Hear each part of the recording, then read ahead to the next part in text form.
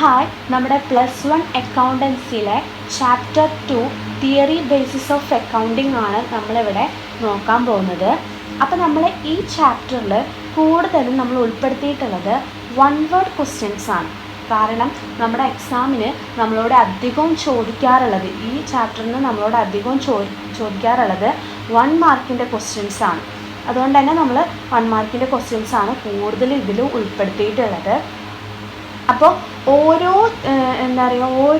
ക്വസ്റ്റ്യനും ഈ ചാപ്റ്ററിൽ ശരിക്കും പ്രിൻസിപ്പൾസും കൺവേർഷൻസും സ്റ്റാൻഡേർഡ്സും ഒക്കെ ഉള്ളതാണ്. പക്ഷെ ഡയറക്റ്റ് അവരെന്ത് ചെയ്യില്ല, ചോദിക്കില്ല. പകരം എങ്ങനെയായിരിക്കും നമ്മളോട് ചോദിക്കുക, ഒരു ക്വസ്റ്റ്യൻ തന്നിട്ട് അല്ലെങ്കിൽ ഒരു ട്രാൻസാക്ഷൻ തന്നിട്ടോ ഇത് ഏത് പ്രിൻസിപ്പിളായിട്ട് മാച്ച് ചെയ്യാം, അല്ലെങ്കിൽ ഇത് ഈ ഒരു പ്രിൻസിപ്പിൾ ഏതിനോടാണ് നിങ്ങൾക്ക് അസ്യൂം ചെയ്യാൻ പറ്റുക എന്നൊക്കെയാണ് നമ്മളോട് ചോദിക്കുക. അങ്ങനെയുള്ള കുറേ ക്വസ്റ്റ്യൻസുകൾ റിപ്പീറ്റഡായിട്ട് നമ്മളെ എക്സാം പേപ്പേഴ്സിലൊക്കെ കണ്ടിട്ടുണ്ട്. അപ്പോൾ കുറച്ച് പേപ്പറുകൾ, ഇമ്പ്രൂവ്മെൻറ്റിൻ്റെ എക്സാം പേപ്പറുകൾ, അതുപോലെ model exam papers, public exam papers, അതെല്ലാം നമ്മൾ റെഫർ ചെയ്തിട്ട് നമ്മൾ കുറച്ച് ഇമ്പോർട്ടൻസ് ആയിട്ട് റിപ്പീറ്റഡായിട്ട് നമ്മളോട് എപ്പോഴും ചോദിക്കാറുള്ള ഇമ്പോർട്ടൻസ് ആയിട്ടുള്ള ക്വസ്റ്റ്യൻസാണ് നമ്മൾ പറയാൻ പോകുന്നത്. അതുപോലെ തന്നെ അതിൻ്റെ ആൻസർ നമ്മൾ അതിൻ്റെ കൂടെ തന്നെ പറയുന്നുണ്ട്. അപ്പോൾ ഈ ചാപ്റ്ററിന് ഇങ്ങനത്തെ ക്വസ്റ്റ്യൻസ് ആണ് വരിക. അപ്പോൾ നമുക്ക് ക്വസ്റ്റ്യൻ നോക്കാം. ഞാൻ ഇവിടെ ക്വസ്റ്റ്യൻസ് ക്ലിയർ ആയിട്ട് കൊടുത്തിട്ടുണ്ട്. അതുപോലെ തന്നെ ആൻസർ അതിൻ്റെ താഴെ റെഡ് കളറിനെ കൊണ്ട് എഴുതിയതാണ് അതിൻ്റെ ആൻസർ കേട്ടോ. അപ്പോൾ ഫസ്റ്റ് എന്താണ് പറയുന്നത്, outstanding wages added to wages account identify principle.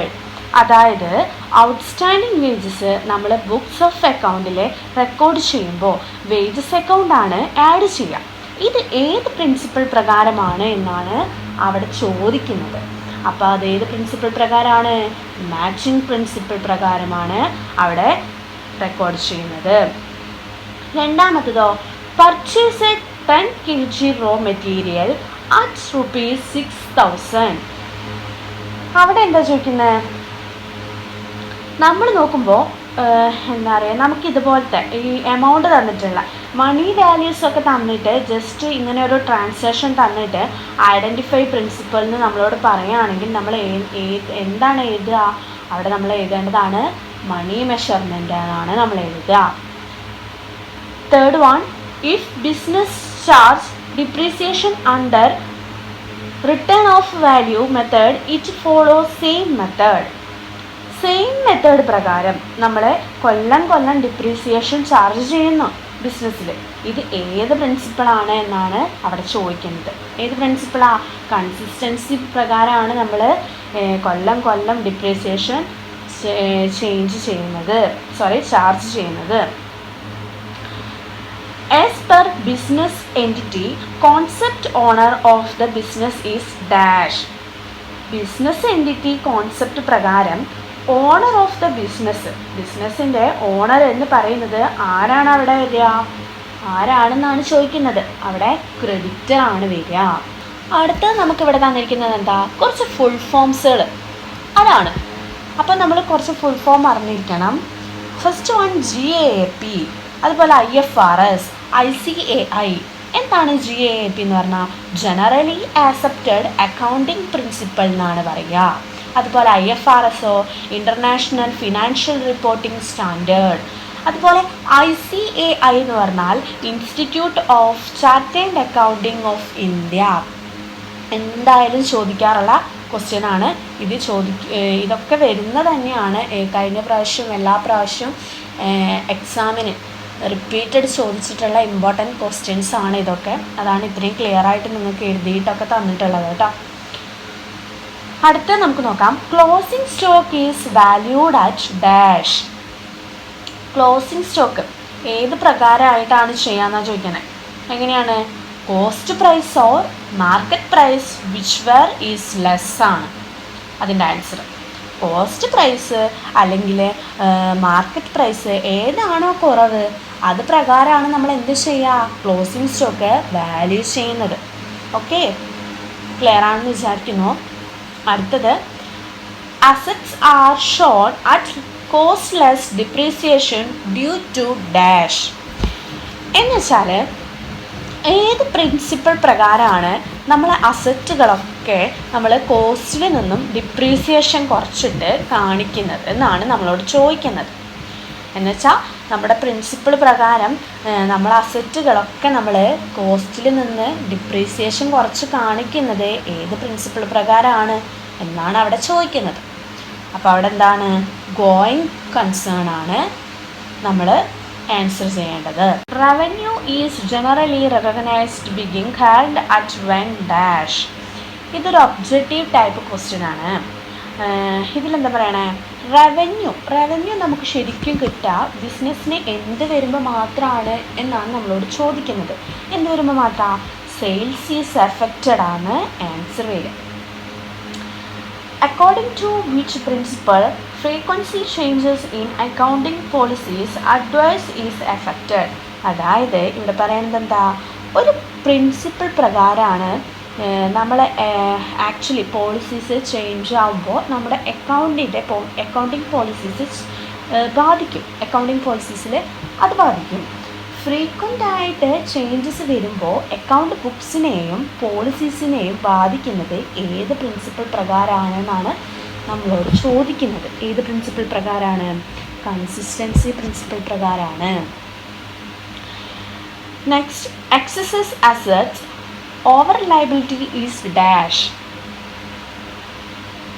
അസറ്റുകൾ കൂടുതലും ലയബിലിറ്റി കുറവാണ് എന്ന് വെച്ചാൽ നമ്മുടെ ആ ഒരു ഇക്വേഷനുണ്ട്, നമുക്കൊരു ഇക്വേഷൻ ഉണ്ട്. ഏതാണ്, asset is equal to capital plus liability. അതാണ് നമ്മൾ ഇക്വേഷൻ, അവിടെ ഞാൻ എഴുതിയിട്ടുണ്ട്.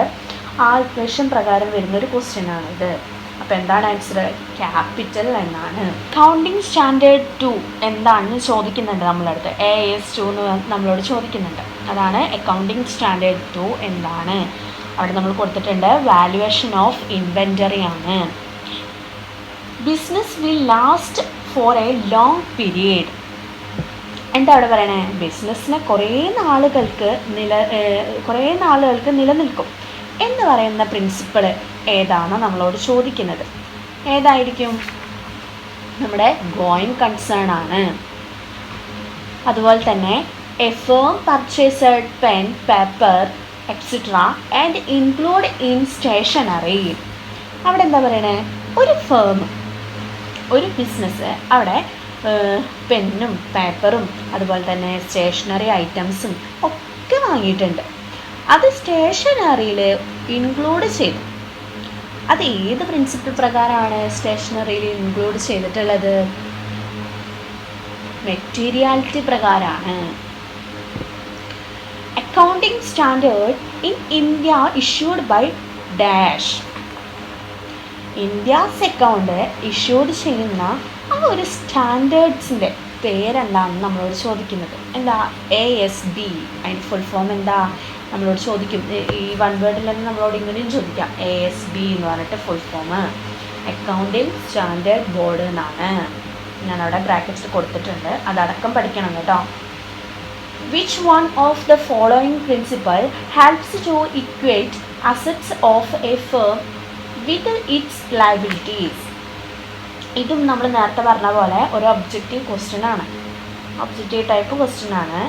ഇത് ഏത് പ്രിൻസിപ്പിൾ പ്രകാരമാണ് ഒരു അസറ്റ് ഫേമിൻ്റെ ലയബിലിറ്റിയുമായിട്ട് ഇക്വേറ്റ് ചെയ്യാം, അതാണ് നമ്മളോട് ചോദിക്കുന്നത്. ഏത് ചെയ്യാം, ഡ്യുവാലിറ്റി പ്രകാരമാണ്, ഡ്യുവാലിറ്റി പ്രിൻസിപ്പിൾ പ്രകാരമാണ്. ഇനി നിങ്ങൾക്ക് ഇവിടെ രണ്ട് ഫോർമുല വന്നിട്ടുണ്ട്, നിങ്ങൾക്ക് പഠിക്കാനുള്ളതാണിത്. ഒന്ന് A=C+L എന്ന് വെച്ചാൽ അസറ്റ് ക്യാപിറ്റൽ പ്ലസ് ലയബിലിറ്റി.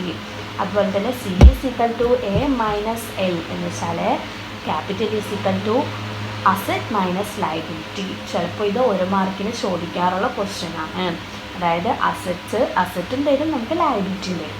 എന്നിട്ട് ക്യാപിറ്റൽ ക്വസ്റ്റ്യൻ മാർക്ക് കിട്ടാൻ നമ്മൾ എന്ത് ചെയ്യണം, ഇങ്ങനെയൊരു ഇക്വേഷൻ വെച്ചിട്ട് നമ്മൾ ആ രീതിയിൽ ആൻസർ കണ്ടുപിടിക്കണം. ഓക്കെ, ക്രിയേഷൻ ഓഫ് പ്രൊവിഷൻ നമ്മൾ ക്രിയേറ്റ് ചെയ്യുന്ന പ്രിൻസിപ്പിൾ ഏതാണ് കൺസർവേറ്റിസം പ്രകാരമാണ്. അതുപോലെ തന്നെ capital by owner treated as liability. നമ്മൾ ചോദിക്കുന്നുണ്ട്. എന്ന് വെച്ചാൽ ക്യാപിറ്റൽ, ഒരു ഓണറിൻ്റെ ക്യാപിറ്റൽ നമ്മൾ ലയബിലിറ്റി ആയിട്ട് ട്രീറ്റ് ചെയ്യുന്നത് എപ്പോഴാണ്? ഒരു ഓണറിൻ്റെ ക്യാപിറ്റൽ നമ്മൾ ലയബിലിറ്റി ആയിട്ട് ട്രീറ്റ് ചെയ്യും. അതെപ്പോഴാണ്? ബിസിനസ് എൻറ്റിറ്റി പ്രകാരമാണ്. അടുത്തത് നമുക്കിവിടെ ഒരു മാച്ച് ദ ഫോളോയിങ് തന്നിട്ടുണ്ട്. 3 ടൈപ്പ് ഉണ്ട് അതിൽ. നമുക്ക് നോക്കാം. മാച്ചിങ് കോൺസെപ്റ്റ് ഏത് വഴിയാണ്? Salary outstanding, vouchers and bills, verifiable objective, money measurement, efficiency of labour. എല്ലാ പ്രാവശ്യവും ചോദിച്ച് കണ്ടിട്ടുള്ള മാച്ച് ദ ഫോളോയിങ് ആണ്. ഇവിടെ എടുത്ത് പഠിക്കണം. ഇത്രയുമാണ് നമുക്ക് ഈ വൺ വേർഡ് ആയിട്ട് ഈ ചാപ്റ്ററിൽ നിന്ന് നമുക്ക് എപ്പോഴും വരാറുള്ള ക്വസ്റ്റ്യൻസുകൾ. വൺ വേർഡ് മാത്രമാണ് ഈ ചാപ്റ്ററിൽ നിന്ന് നമുക്ക് ഫോക്കസ് ആയിട്ട് വരാറുള്ളത്. അതുകൊണ്ടാണ് നിങ്ങൾക്ക് ഈ ചാപ്റ്ററിന് വൺ വേർഡുകൾ മാത്രം എടുത്തിട്ട് തരുന്നത് പഠിക്കാൻ വേണ്ടിയിട്ട്. അതുപോലെ തന്നെ ഈ വൺ വേർഡ് ക്വസ്റ്റ്യൻസ് തന്നെ നമ്മളോട് 2 മാർക്കിന് 3 മാർക്കിനൊക്കെ ചോദിക്കാറുണ്ട്. എന്ന് വെച്ചാൽ നിങ്ങൾ തല പോയിക്കേണ്ട കാര്യമില്ല, ഇനി വേറെ പഠിക്കണമല്ലോ എന്ന് വിചാരിക്കേണ്ട. ഇത് തന്നെ പഠിച്ചിട്ട് ഇതിന് നിങ്ങൾ ഈ ആൻസറും ക്വസ്റ്റ്യനും തന്നെ പഠിക്കാം. അവിടെ തിരിച്ച് മറിച്ചൊക്കെ ചോദിക്കും. അപ്പോൾ നിങ്ങൾ ഒന്നും കൂടി അത് നിങ്ങളുടെ രീതിയിൽ കുറച്ചും കൂടി ഒന്ന് എഴുതുക. അപ്പോൾ നിങ്ങൾക്ക് ആ മാർക്ക് കിട്ടും. എങ്ങനെ ഔട്ട്സ്റ്റാൻഡിങ് വേജസ് ആഡ് ഇപ്പോൾ ചോദിക്കാം നിങ്ങളോടിപ്പോൾ 3 മാർക്കിനൊക്കെ എക്സാമ്പിൾ ചോദിക്കുകയാണെങ്കിൽ എങ്ങനെയാണെന്ന് വെച്ചാൽ, എങ്ങനെ outstanding wages added to wages account identify principle എന്ന് പറഞ്ഞിട്ട് ക്യാൻ ബി എക്സ്പ്ലെയിൻ എന്ന് നമ്മളോട് പറയും. അതൊരു 3 മാർക്കിൻ്റെ ക്വസ്റ്റ്യൻ ആയിരിക്കും, അല്ലെങ്കിൽ 4 മാർക്കിൻ്റെ ക്വസ്റ്റ്യൻ ആയിരിക്കും. നമ്മളോട് ആ ഒരു ക്വസ്റ്റ്യൻ വന്നിട്ട് നമ്മളോട് ചോദിക്കും ക്യാൻ ബി എക്സ്പ്ലെയിൻ, നമ്മളോടൊന്ന് എക്സ്പ്ലെയിൻ ചെയ്ത് കൊടുക്കണം. അപ്പോൾ നമ്മൾ എന്ത് ചെയ്യണം? This is A matching principle എന്ന് പറഞ്ഞിട്ട് എന്താ പറയുക, നമ്മളോട് പറഞ്ഞിരിക്കുന്ന കാര്യങ്ങൾ നമ്മൾ കൃത്യമായിട്ട് എഴുതാം. അത്രയേ ഉള്ളൂ. അപ്പോൾ നമ്മൾ ക്വസ്റ്റ്യനും പഠിക്കും, നമ്മുടെ ആൻസറും പഠിക്കും. അപ്പോൾ നമുക്ക് ആ 2 മാർക്കിന് വന്നാലും നമുക്ക് ആൻസർ ചെയ്യാൻ പറ്റും, 1 മാർക്കിന് വന്നാലും നമുക്ക് ആൻസർ ചെയ്യാൻ പറ്റും. അതാണ് ഒരു പ്രത്യേകത. അതുപോലെ തന്നെ ഈ 2-3 മാർക്കിനൊക്കെ വരുമ്പോൾ ഒരു 2-3 ലൈൻസ് കൂടുതൽ നിങ്ങൾ എഴുതാൻ ശ്രമിക്കുക. നിങ്ങൾക്ക് എക്സാമ്പിളൊക്കെ വെച്ചിട്ട് കുറച്ചും കൂടി എഴുതുക. ഇത്രയാണ് ഈ ചാപ്റ്ററിൽ പഠിക്കാനുള്ളത്.